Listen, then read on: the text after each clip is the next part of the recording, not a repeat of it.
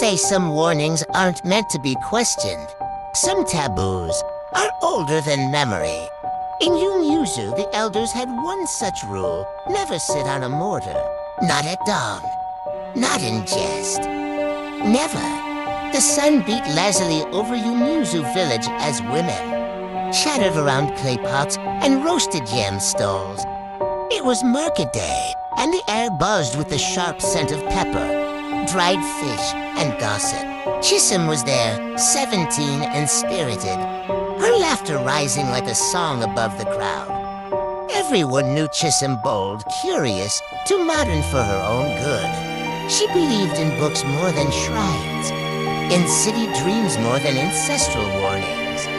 It's just wood, she said once, mocking an elder. A mortar is only a thing we pound yam in it, not curses. The elders frowned, the women whispered, and her mother, Mamanjidika, would often drag her aside, whispering, "My daughter, don't let your mouth wake the dead." Chisum always rolled her eyes. That night, under a sky thick with stars and secrets, Chisum sat with her cousins by the hearth. The flames danced. Stories were told. Ghost tales. Mostly tales of women who whistled at night and heard footsteps behind them. Tales of a girl who sat on a mortar and vanished before sunrise. That last story made Chisum scoff. "I'll sit on one right now," she said, rising with a smirk. "What will happen? Will spirits come carry me?" The cousins gasped. "No, don't," whispered Amaka, her younger cousin. "It's not a joke, Kai. You know what happened to Ngozi." But Chisum laughed, kicked aside the woven mat, and marched to the corner of the compound where the old mortar sat cracked, ancient and stained with time. She sat, boldly, cross-legged, grinning, and the wind shifted. It started as a soft breeze, then a sudden stillness. The night sounds, crickets, frogs, distant drums went mute. Even the fire seemed to flicker strangely. Chisum blinked. Something cold touched the back of her neck. She turned. Nothing. She stood slowly, trying to laugh again, but it caught in her throat. The mortar felt warm, pulsing, alive. She stepped away. Her cousins were watching, frozen, and just as she rejoined them, the mortar cracked, silently, down the middle. That night, Chisum couldn't sleep. She tossed, turned, and then the dream came. She stood in a forest with no end. The trees whispered. The wind spoke her name. And out from the shadows came a woman, no, not a woman, a thing draped in red cloth, faceless, floating inches above the ground. "You were warned," it hissed.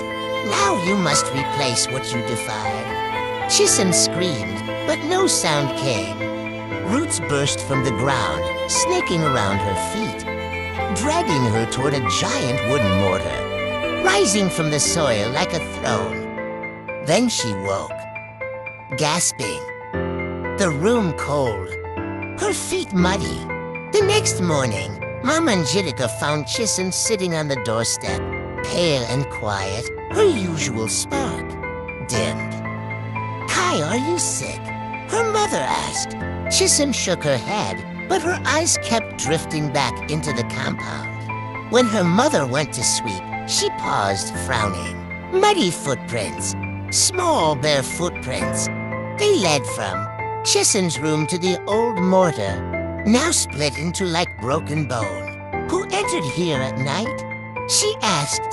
Chisum said nothing, but her cousins knew, and they started avoiding her, refusing to sit next to her. Even Amaka, the youngest, wouldn't share a mat with her anymore. That night, the scratching began, soft at first, like nails on wood, then louder, then right behind her door. Chisum held her wrapper tight and pressed her back to the wall. Then the whispers came, "Sit again, sit again." finish what you started. She screamed. Her mother came running. But when they opened the door, nothing. No one. Just a faint trail of powdered yam dust on the floor, leading out. By dawn, Mom and Jidika had had enough. She dragged Chisholm to the home of Dibia O'Casey, the village seer. His compound smelled of smoke, herbs, and something darker. He stared at Chisholm for a long moment. Then he said, "You stirred something ancient.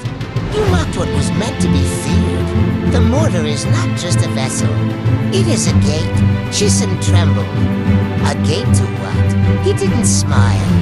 To the in-between, the place where things that are no longer alive, but not yet dead, linger. He gave her a warning. Until you make it right, it will follow you. Until the pact is sealed. It got worse. Chisholm began to see it not just in dreams, but in mirrors, in shadows, the red-clothed figure. Faceless, silent, watching.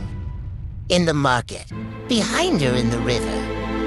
Everywhere, children stopped talking when she passed. Old women spat after her. Men clutched charms when she entered a room. Which someone whispered once, "Mortar girl," another hissed. Even her mother began to sleep with a lighted oil lamp at night. One night, the dream returned. The faceless woman in red stood closer now. No forest. Just Chisholm, the mortar, and a voice like grinding stone. "You took my seat. Now give it back. Sit." One last time. Chisholm screamed, awake only to find herself sitting on the mortar, in real life, at midnight, with her hands folded neatly on her lap, eyes wide open, and a line of powdered yam circling her. Dibia O'Casey was summoned. This time, he came with other elders. They chanted, sprinkled ash, drew symbols in the dust. They wrapped Chisholm in white cloth and led her into the forest, to the ancient clearing where no one dared tread. There, under a twisted Iroko tree, sat an old giant mortar, abandoned for generations. She was made to sit. She resisted, but the whispers grew louder. Sit, sit, or never rest. Tears streamed down her face.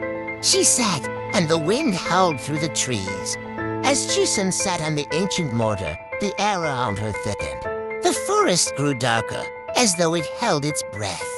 Then the ground began to tremble beneath her. From the trees, figures emerged, draped in red. Faceless, silent. The spirits of those who had broken the taboo before her. They surrounded her, motionless, waiting. Dibia O'Casey stepped forward and held out a calabash filled with ashes and bloodroot. "You must pour this onto the mortar," he said, "and speak the words of return. Only then can your spirit be embalmed." Her hands shook, but she obeyed. "I return what is not mine. I surrender what I defied." The wind roared. The red-clothed spirits turned their heads and vanished, one by one. But something remained. The last spirit closer now, hovering over Chisholm. It bent down, and though it had no face, she heard it. The price must still be paid. Balance must still be restored. Chisholm clutched the ground. "I've done what you asked. I didn't mean to." Your soul tasted defiance. A part must remain behind. Suddenly her reflection in the nearby stream flickered. In it, she was still sitting on the mortar, eyes empty, unmoving. In the real world, Chisholm gasped. The elders rushed to her, but it was too late.